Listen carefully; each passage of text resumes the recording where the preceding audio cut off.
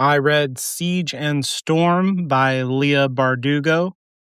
This is the second book in the Shadow and Bone trilogy, and I'm going to be talking about its connections to the first book, so there'll be spoilers for that. You shouldn't listen if you don't want to hear that.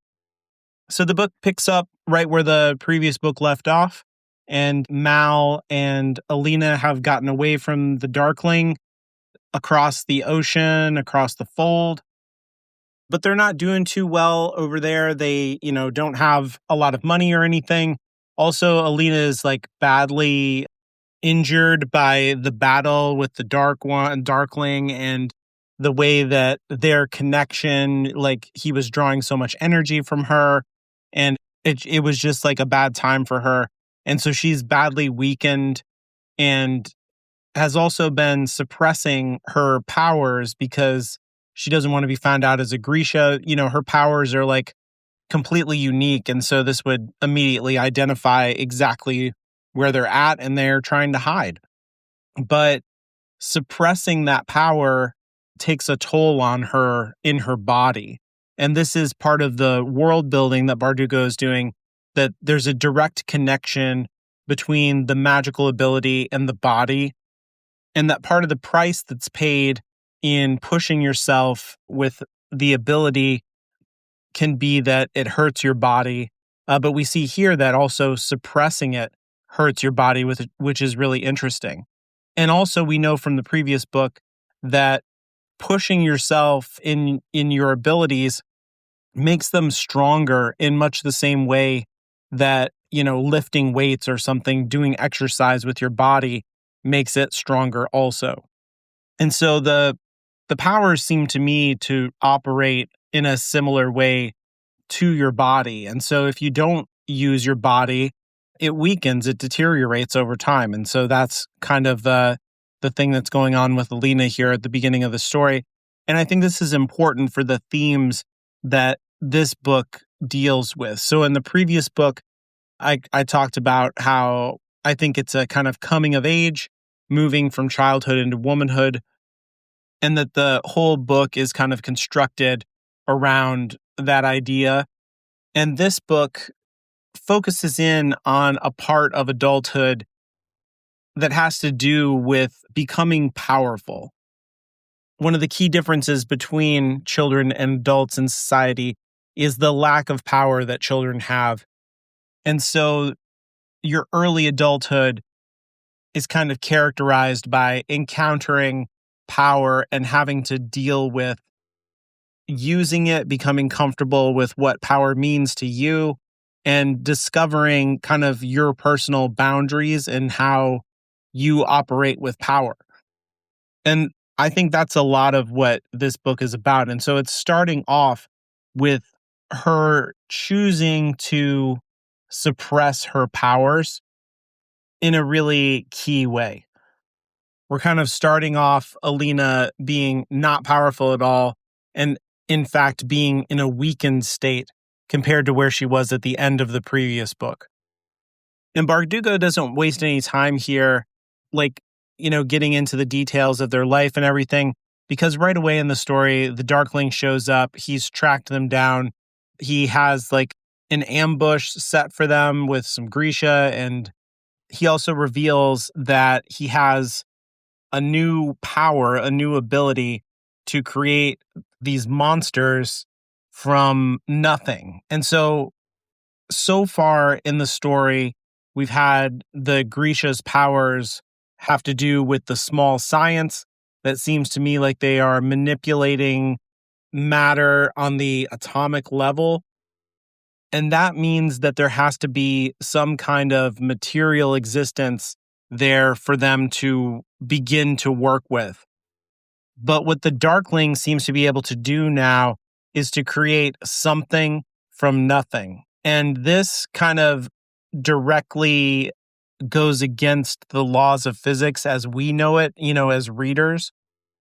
And so there's, in physics, you'll learn about the conservation of mass, the conservation of energy, that energy and mass are neither created nor destroyed. They just change states.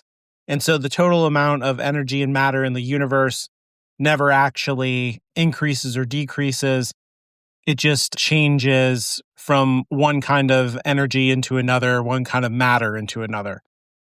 And so the ability to create matter from nothing really like disrupts all of physics. And this is just called like straight up magic in the story. And it's a forbidden thing. And you can kind of obviously see why, because like I said, it just like goes against reality. And I think that Bardugo, by situating her magical abilities in a kind of scientific framework, in a way that like we understand as modern readers, oh, this is doing some kind of physics thing here. They're manipulating the amount of energy in a space, and that creates fire or it creates cold or whatever. They're able to synthesize materials by kind of like moving around the atoms until the molecules create, some kind of like nylon rope or something. And they're like, here, it's a magic rope, right? But for us, we kind of get it that we're like, oh, this okay, they're synthesizing stuff. They're taking matter and they're kind of recombinating it in particular ways. But to create something out of nothing, now we're getting into like some kind of like quote unquote real magic. This is kind of like fairy tale magic, right? And everybody in the story responds to this as like, this is a negative thing. This is very dangerous. And the creatures that he creates, the Nichevoya, are like really scary. They're monstrous. They seem to be like poisonous. They're cruel and sadistic. It's not clear if he's like totally in control of them, but they're like demons, basically, is how they come across to me. And Alina's power is able to destroy them just like by, shooting out light or manifesting some light. Her light in particular nullifies them. But it's still like you got to hit the thing and it's moving around and whatnot. It's very, very scary. And she's in a weakened state, like I said. And so she gets taken captive, so does Mal, and she falls asleep and she wakes up and she's on a ship. I think in some ways, the second book here mirrors the first book in its structure. So we started off with Alina and Mal out there in their orphanage, right? And they got tested by the Grisha, and then they grew up and they tried to cross the fold, and Alina revealed her powers, and this got her knocked out and then also taken into the custody of the Grisha and delivered to the Darkling. And so here at the beginning of this book, we've got the Darkling shows up, she gets knocked out, she wakes up, she's in the custody of the Grisha and the Darkling once again. They are on a ship going back over the ocean, towards Ravka, back to the home country of the Darkling. And this is about him like consolidating his power, right? Now, while they're out here in the ocean, it turns out that like he's got Mal there, who is this extraordinary hunter and tracker, and he was able to track down the magical book that created the slave collar situation that Alina has. And there's yet another mythical animal out here that's going to give Alina a power boost, and that is what the Darkling wants. And so he has Mal start to track it down, and the ship is able to find it, and they get into a battle with this sea monster, but eventually kill it and give her some of the scales from its body, and it enhances her abilities.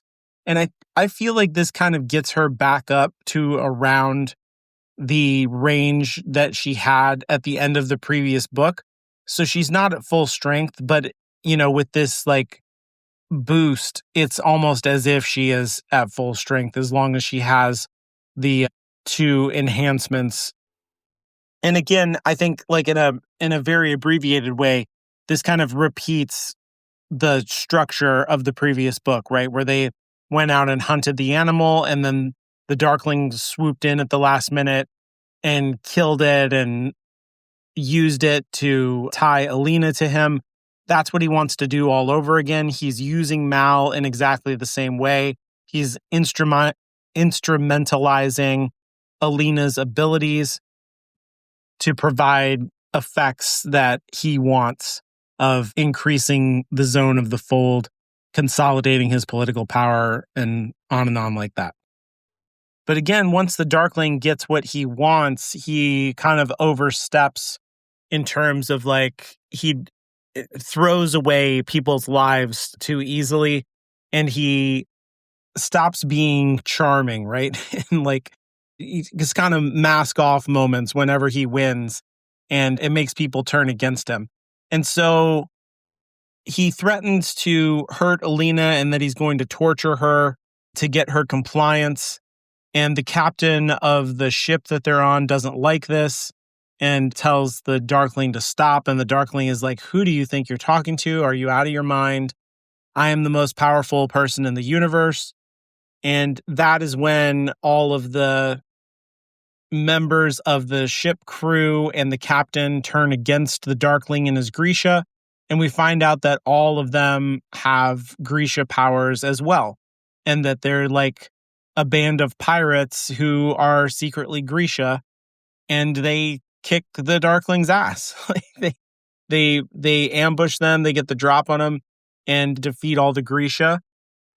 And the Darkling has to retreat. And we find out that this ship led by Captain Sturmhond is able to fly into the air. It's a special engineering ship that like, and this is not like a normal thing because Alina is like completely shocked by this. She's just like, what is happening? Like, how could we take off into the air? So this is like a special pirate ship, and it doesn't seem like the Darkling knew that this was something that could happen. And so they're able to fly up into the air, and then they fly into the fold. And he trusts that since Alina is there, she's going to keep them safe from all of the monsters. And they kind of get through there by the skin of their teeth, and they're flying through the air through the whole thing. This whole part of the book to me feels like, high adventure. Sturmhole is like a great character. He's so charming and fun and surprising. He's always got a trick up his sleeve. And Alina comes to really like him while she doesn't totally trust him. Mal, of course, gets along with them because he gets along with everyone. And I think we see right away that Sturmhond trusts in Alina's power in a way that she is not sure herself if she's going to be able to do this for them. But they do get through the fold. And then once they're on the other side, they get back to the little palace, which, Alina ran away from in the first place in the previous book. And it's revealed that Sturmhond is actually the second born prince of the king named Nikolai. And so he's like a secret prince. He's back in the court. His family is happy to have him back for the most part. He's been away for years and years, supposedly at college, but actually he's been being a secret pirate and engineer and adventurer and just all around like dashing and charming and funny and cool. And I think that, besides providing like an awesome character to read in the book, a big thing that Nikolai is doing in the story is actually like, again, we're parallel structure to the first book, right? Like, here's Alina back in the little castle, the little capital. I can't remember what they call it now. Just like she was in the first book. And there's, all this courtly intrigue is kind of playing out again. And Nikolai is interested in Alina politically. He wants to make an alliance with her because she is the sun summoner. So she's a really important person culturally. Like there's a religious cult that's springing up around her. So in just the same way that in the previous book, the Darkling wanted to use Alina's powers to bolster his political position and take over the throne, Nikolai is also like, I think he is built to be a kind of foil or a contrast to the Darkling, because structurally he inhabits the same space that the Darkling did in the previous book. And he's doing all of the same kind of things, but the context is completely different because he's not manipulative. He's very genuine with her. He is not scary and powerful. He's fun and cool, right? Like he seems like an awesome person. And he also has his eye on becoming the king in the same way that the Darkling did, but he has less of a claim because he is a bastard. His father is not actually the king, but his mother is the queen. And the court acknowledges him as a part of the court, but they've never, like in a formal way, said that he definitely is a bastard. Also, he's the second son, so he's not directly in line for the throne. And so there's like a lot of barriers in the way for him to become the king, in exactly the same way I think that the Darkling did not have access to the kind of power that he had ambition for. But unlike the Darkling, Nikolai will not revert to like sedition, right? He's not going to like kill his entire family or betray the country the way that the Darkling did at the end of the previous book. And so while he inhabits the same narrative space as the Darkling, he is contrasting with him to try and pull out some different elements to Alina's story, I think. And so this, like the Darkling, whatever you might think about him and Alina, being a couple together is just not a very viable option because he is so evil and manipulative and two-faced about everything. But Nikolai is more of a viable option in that way. And he has all of the same kind of benefits that the Darkling would have in terms of, ambition, future, power, and capability in the moment, just as the kind of guy that he is. He's already a leader of all these bandits. He has, his bandit base and all of that stuff, and his cool engineering ships and all kinds of stuff. So he has like his own thing going on. He's not just waiting around for his dad to kick the bucket and he takes the throne. He's got his own kind of thing going on, just like the Darkling had the Grisha court around him. All of that to say that Alina is kind of interested in Nikolai in the same way that she was kind of interested in the Darkling, but she's more committed to Mal right now at this point in the story. But once they're there, she takes control, Alina does, of the army. And she also takes up residence in the Darkling's chambers and takes command over the remaining Grisha. And so she kind of like fills in the shoes of the Darkling within the court structure. And this is the way in which I was talking about how the book kind of examines power, how we use power, what it's like to be a leader. All of this stuff is new for Alina. She's not sure if she's going to be able to accomplish it, but it's necessary for her to accomplish her goals. She still wants to try and heal the fold. She wants to figure out what's going on with her. She has this connection ever since she was attacked by the Nichevoya. She wants to master her powers more completely so that she can fight back against that. And while all of this is happening, she's getting these weird visitations where she sees the Darkling all over the place, but nobody else seems to be able to see him. And she can hear him. Sometimes she can feel him if he's close enough. And so this is really upsetting to her. She feels like, is she losing her mind? What is going on with this? And I feel like symbolically what is kind of going on here is that she is inhabiting the space of the Darkling and she is comparing herself to the Darkling, right? Like this is a pretty natural thing to do. She is leading the same people that he was. She is leading the army. She's working with all the same Grisha.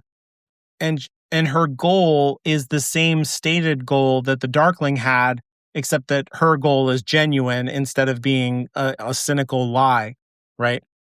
And so there's literally kind of the ghost of the Darkling is always going to be around whatever she is trying to attempt, in the same way that if you have an abusive mentor and then you take over in the same space that you were mentored for, you're always going to be thinking about that abusive mentor when you're executing your duties in that space. So while the Darkling is literally appearing to her and kind of magically communicating with her and messing with her and trying to like figure out what's going on with her and spying on her, that is all like actually really happening in the plot in a material way.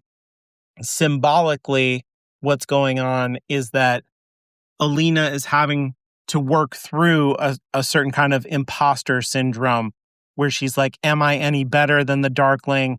Am I just the same as him? Because she's having these feelings of enjoyment of the power when she uses her power, when she uses political power, when she uses any kind of power. She likes it. She likes being in charge. And she wonders if that enjoyment is a signal that something is wrong with her, in the same way that it's wrong with the Darkling, right? So she has doubts about herself because no one ever taught her to have a healthy relationship with being in charge. She was raised as a peasant orphan. She wasn't groomed to this kind of position. But because of that, she's not indoctrinated into the ideology that the rest of the Grisha are to, obey the Darkling and all of the stuff that they were doing in the previous book. And that's part of the reason why she's able to break out in the first place and why she wants to make something different, because she has her own ideas about the way that the world should be. She just hasn't gained the confidence yet to wield power to achieve those goals. But the more entrenched that Alina gets in the court and the more she uses her power, the greater the emotional distance between her and Mal. Mal has a really hard time being at the court. He has a really hard time watching Alina change, watching her relationship to power change her, the growing kind of hunger that she has to become more powerful. She learns about a third mythological creature that could even further make her more powerful. Another amplifier animal from this like firebird, and she's gonna use Mal to find it again. And all of this is like driving a rift in their relationship with each other. But simultaneously, Nikolai is becoming a closer and closer friend to her and has a genuine respect for her and a genuine romantic interest. And he's also kind of helping her to learn how to use power and has a real respect for her. He treats her as a peer. And so she doesn't know what to do. Should she cut Mal loose? Should she run away with him? Should she marry Nikolai for power or, stabilizing the country? Because the king is not doing a very good job. We know that he is an abusive person. The queen is kind of like superficial and bigoted against the peasantry. And the older brother named Vasily is a really like incompetent person. He's not a good leader in the ways that Nikolai is. And he's spent all of his time at court, whereas Nikolai has been out there, actually like leading bandits, having to become a good leader or he would literally die. And he has like genuine experience with people of a different class, whereas Vasily and the king and the queen, they all just make assumptions about the peasants. And so they talk about like, Alina points out to them, hey, we don't have the numbers that we need in the army. Now that I'm in charge of the army and I'm just looking at the pure numbers of what's going to happen when the Darkling comes, we can't do it. We're going to have to make alliances with other countries or something. And their solution is, oh, we'll just recruit even younger people. We'll just lower the age of the draft. Not really caring about the way that this is going to tear families apart because they're just like, those are peasants. They're just a resource. They're not even real people to them. But that's not the way that Nikolai sees it. He understands how they're real people. And so there's a way in which you could read it as the king is not really the king, in that he is not fulfilling the role that a king should play, where he protects his people, his leadership leads to the growth of the country, right? The security for everyone, abundance for everyone. Instead, he's just selfishly and stupidly wasting resources and not protecting people, instead instrumentalizing people to achieve his own personal goals about what he thinks should happen, and to like get revenge on the Darkling for disrespecting him and things like that. Vasily is exactly the same way. He's not really a prince if we're thinking about it in these terms. Like, he might be a prince on paper because his father was a king, but he does not behave in a princely way, while Nikolai does. And this is ironic, right? Because Nikolai is a bastard. And so again, I think Bardugo is kind of calibrating how we understand goodness and heroism in the story. It is not that, oh, you should obey the king, you should be loyal to your country, you should have patriotism no matter what. It's that you should expect a certain kind of behavior from the king. And when he has that behavior, then he has earned the loyalty and respect and patriotism that comes along with it. And Nikolai has that, and the king doesn't, and Vasily doesn't. And in fact, Vasily is so unwise and reckless that he creates an alliance with a neighboring country who just basically allows the Darkling to invade with his force of Grisha, and he makes a sneak attack on the capital, and chaos breaks out. The king and queen have to flee. Nikolai has to get them out of there. Mal and Alina have to run away again. But Alina has learned a lot about her powers. She's become more confident throughout the book, and she's become aware of this relationship of power that I'm talking about, in the way that the king and Vasily are not doing the job that they are supposed to do to earn the rank that they inhabit. Everybody calls Alina a saint, but she doesn't feel to herself much like a saint. She doesn't feel like the kind of person who is going to save the world or fight the darkness. And so she realizes that with this power that she has of the two amplifiers, the way that the slave necklace connects her to the Darkling, she is going to have to change her behavior to become the person that she wants to be. She's going to have to use her power in the right way.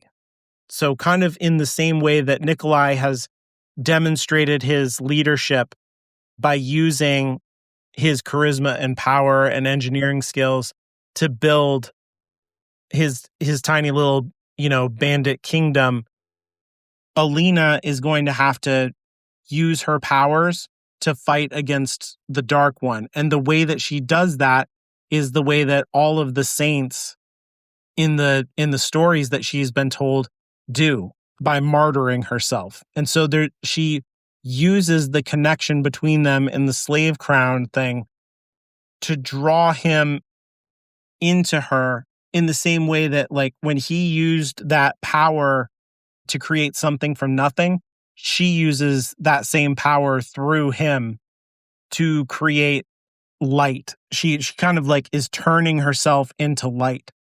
And this act of creating something from nothing drains the person who's doing it tremendously in their body. And so the Darkling, when we saw him at the beginning of the story, was kind of ragged and having a hard time. because he had just created all of these monsters. And in the same way, Alina kind of like uses this ability to create something from nothing on herself in a way where she's like transforming herself into light, and it is destroying her body in a couple different ways because it's draining it to make this happen, but it's also transforming it into light. And through the connection, she's like made a bodily connection to the Darkling where the same thing is happening to him. And so if she dies, then he dies, is the way that this attack works. And it puts me in mind of, like I talked about in the previous podcast about Russian Orthodox Christianity and the saints and all of that stuff. And there's not like a heavy-handed Christian message or anything going on here, but I mean, it's pretty Jesus-like to sacrifice yourself to save all of your friends, to save the world from, a kind of satanic demon commanding presence. And I think the Darkling also inhabits a kind of Antichrist-like archetype, where in the previous book, he has all of these diplomats from different countries, and he tells them there are only two places in the world now. There is inside the fold and outside the fold. And I'm the person who controls where that zone is. Like I can use the fold to obliterate your country, and de facto making him the ruler of the world. And that is the role that the Antichrist plays at the end of the Bible. He's an evil person who uses the catastrophes that are happening during the apocalypse to become the ruler, the political ruler of the world. And Alina is literally the light that is going to fight against that. And she here is sacrificing herself in a very deliberate way to destroy him, to snuff out the darkness and take him out. And she's willing to give her life to do that. And I think in that way that this like earns her sainthood in the same way that I was talking about, the way that the king does not deserve his title and the prince does not deserve his title because they are not behaving in a princely way. This is saintly behavior. She is giving her life to save the world. She is literally becoming light to end the darkness. But it doesn't work because the process is cut short. The Darkling is astonished by this move on her part. He doesn't know what to do. And so she is able to escape with Mal. Mal gets her out of there, along with some of the other Grisha who are loyal to her. And they retreat into the underground kind of cave system that connects the palace to various religious places all over the country. So in much the same way that the previous book ended with an escape from the Darkling, by the skin of your teeth kind of situation after Alina asserted her power, the same kind of thing happens here. But everything's kind of changed because we have this explicit connection between the light and the darkness, a way in which in the first book, they were kind of opposite substances, but now they seem to be like really interconnected in a fundamental way. And if Alina dies, then the Darkling will die. And now they can both create something from nothing. They both have a touch on this fundamental magic that breaks the physics of the world and reaches beyond the magical system and the boundaries that are supposed to encompass what a Grisha is.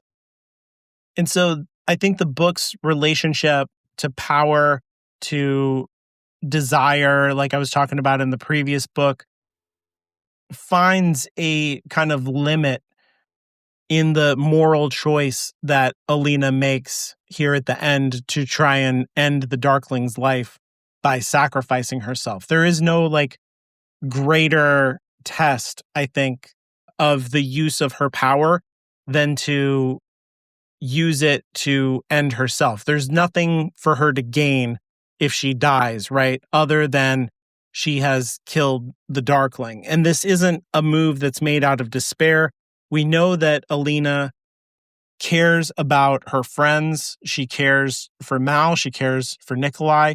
And she wants a future, and she hungers for power. And so she has all kinds of reasons to stay alive. But when the chips are down, the choice that she makes is to sacrifice herself. And I think that all of that goes to show that Alina is a good person fundamentally, who, even though she doesn't seem like the most saintly person, deserves the title of saint that she has been given by the cult people who are following her.